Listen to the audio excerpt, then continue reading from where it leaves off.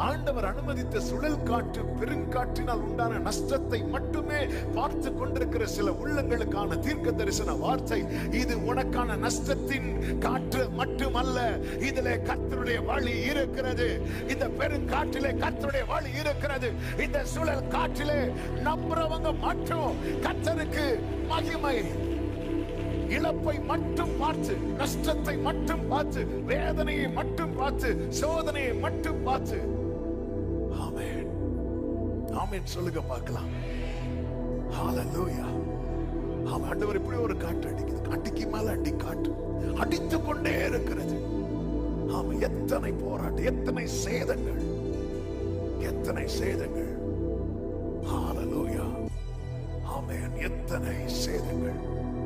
கர்த்தர் எனக்கு தருகிற வார்த்தை, இதுல இருக்கிற நஷ்டத்தை நீ ரொம்ப பார்த்துட்ட, இழப்பை நீ ரொம்ப பார்த்துட்ட.